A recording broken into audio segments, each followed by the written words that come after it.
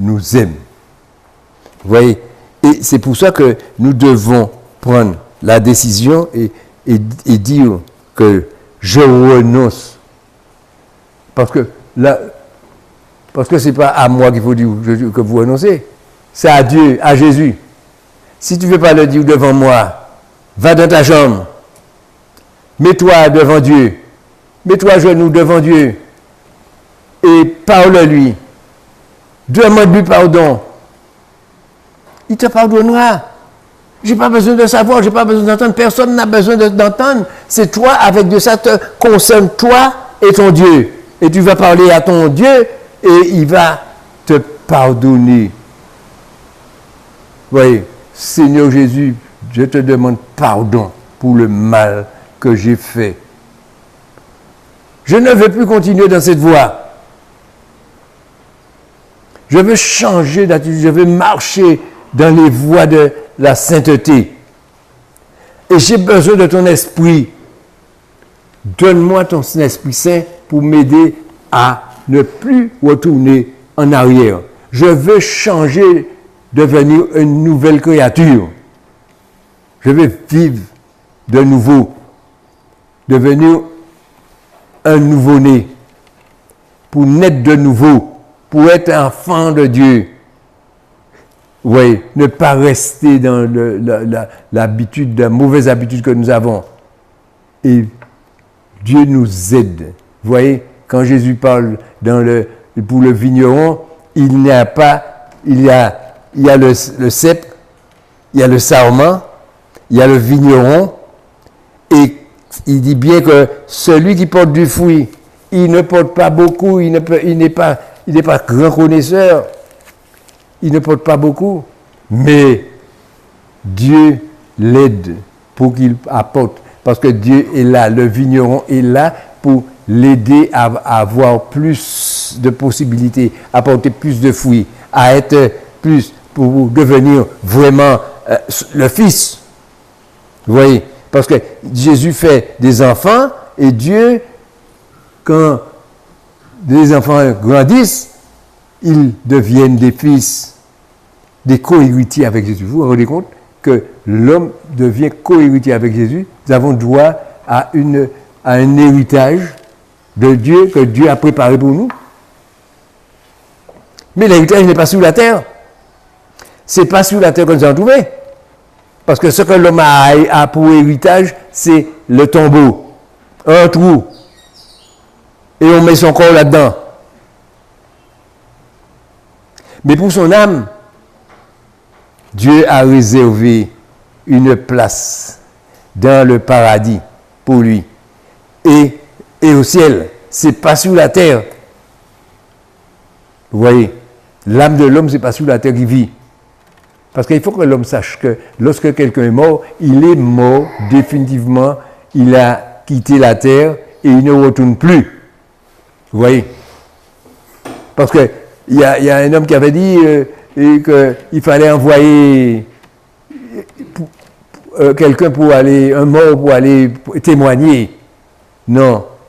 Et Abraham lui a répondu que même si on envoyait un mort, il n'écouterait pas. Alors c'est pour dire que le mort ne retourne pas sur la terre. Le mort, il est bien mort, il est parti, définitivement, il ne revient plus. Mais ce qui arrive, c'est le problème lorsqu'il arrive pour dire Seigneur, Seigneur, j'étais le bon pasteur de l'église, j'étais celui qui portait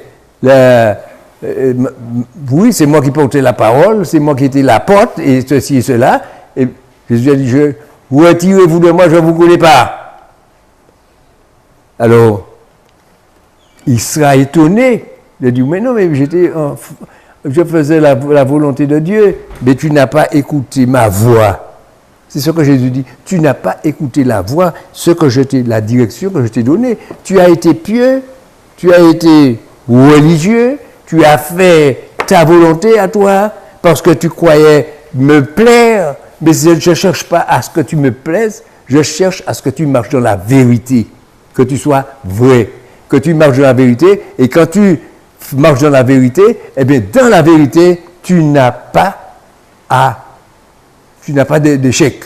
Parce que quand tu arriveras devant Dieu, eh bien, il te dira, entre, voilà la porte est ouverte, entre, et voilà la place que j'ai réservée pour toi.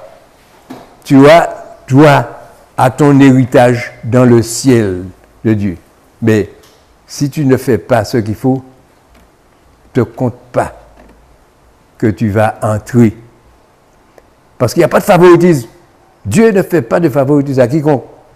Et où tu peux venir avec tout l'or que tu as, tout l'argent que tu as, tout ce que tu as, Dieu n'a pas besoin de ton argent, il n'a pas besoin de ton or, il n'a pas besoin pour acheter la place. Mais non, Dieu n'a besoin de rien de toi, de l'homme.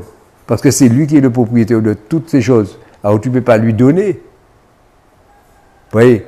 Et c'est pourquoi que Dieu voudrait que nous soyons des êtres qui marchons dans la vérité, dans l'obéissance, que nous soyons prêts à faire la volonté de Dieu. Vous voyez?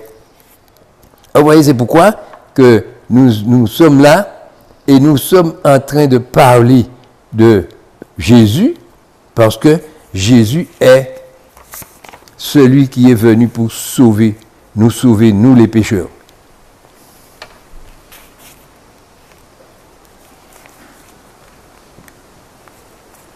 Vous voyez?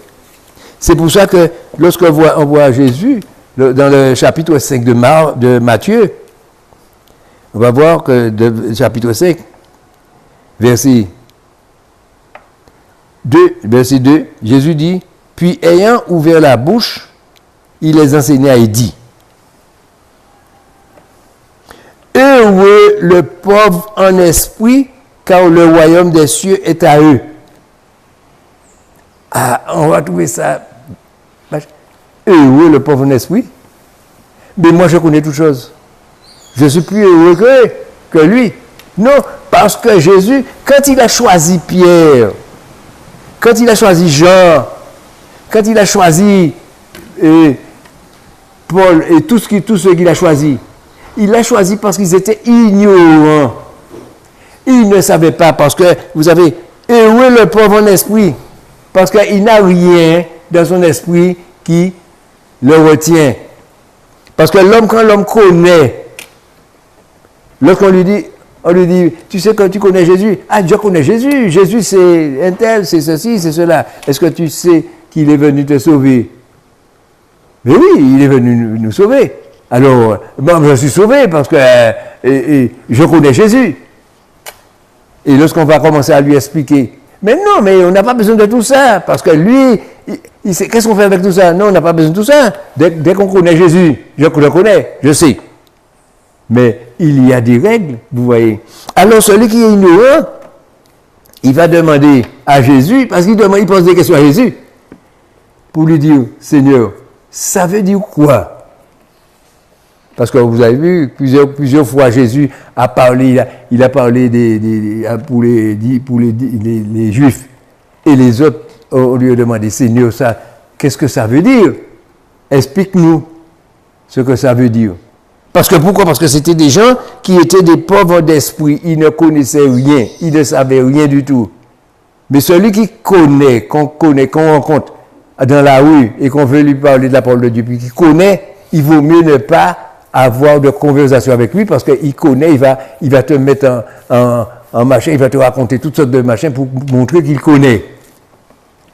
Non. Parce que Jésus prend ceux qui sont ignorants. Il dit, c'est eux qui sont heureux. Parce que eux, ils reçoivent de Dieu. Vous voyez? Ils reçoivent de Dieu. C'est ça. Mais quand tu connais, déjà, ah non, je connais. J'ai ma religion. Ma religion dit ceci, ma religion dit cela, ma religion fait ça. Ah, j'ai mon pasteur fait ceci, mon pasteur fait ci, mon pasteur fait cela. Ce n'est pas le pasteur qui fait, c'est la parole de Dieu. Qu'est-ce que Jésus te dit? Est-ce que tu sais ce que Jésus te dit? Oui, non, mais l'homme ne cherche pas à savoir.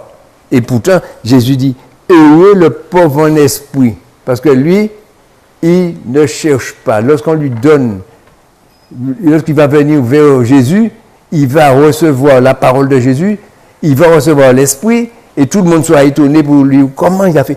Parce que, vous avez posé la question, comment ils ont fait, ces gens-là, pour connaître tout ça? Quand ils ont commencé à prêcher, dans Acte 2, ils ont commencé à prêcher. Comment ils ont fait? Comment ils arrivent à connaître ça? Parce que cet homme-là, les pécheurs qui étaient près de la mer, là, qui a toutes ces paroles-là, comment ils ont fait? Parce qu'eux étaient des ignorants qui ne connaissaient rien et ils ont fait la volonté de Dieu. Et quand ils ont fait la volonté de Dieu, ils ont suivi Jésus. Et en suivant Jésus, ils sont devenus les disciples de Jésus. Et des hommes importants. Qu'aujourd'hui, jusqu'à aujourd'hui, on parle de Pierre, de Jean, de Paul, de Marc, de Matthieu, de Luc, de tous ces hommes qui étaient là. Pourtant, c'était des hommes qui ne connaissaient pas la loi, qui ne cherchaient rien dans la loi. Tandis que ceux qui étaient contre eux, ils avaient des grades. Ils étaient dégradés. Des chefs, des dirigeants qui dirigeaient. Et c'est eux qui ont pris des sanctions contre eux pour les faire mourir. Et c'est après qu'ils se sont rendus compte qu'ils ont fait mal. Parce qu'ils ne devaient pas faire ça, parce que c'est après qu'ils se sont rendus compte qu'ils avaient affaire à le Fils de Dieu, et ils avaient affaire aux serviteurs de Dieu, les hommes qu'ils ont pendus, qu'ils ont fait mourir. Ils les ont fait mourir parce qu'ils étaient trop connaisseurs.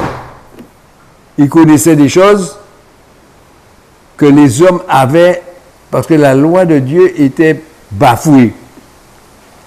C'était la loi de l'homme qui existait. Et comme les hommes sont dans la loi, on arrive, ah oui, ma religion me dit telle chose, je fais telle chose. Mais c'est pas ça. Jésus, non, c'est pas ce qu'il dit. Jésus dit, ma parole. Tout à l'heure, nous avons lu que celui qui veut, si quelqu'un m'aime, il gardera ma parole et mon Père l'aimera. Nous viendrons à lui et nous ferons notre demeure chez lui. Celui qui ne m'aime pas ne garde point mes paroles. C'est Jésus qui parle. Si tu ne gardes pas les paroles de Jésus, c'est que tu ne l'aimes pas. Si tu gardes la parole de Jésus, tu l'aimes. Tu peux être religieux avec toute ta religion et puis toutes les grades dans la religion et tout pour faire tes cultes et autres. Mais si tu ne gardes pas la parole de Jésus, tu n'es pas... tu n'aimes pas Dieu, tu n'aimes pas Jésus. Tu l'aimes seulement si tu gardes sa parole.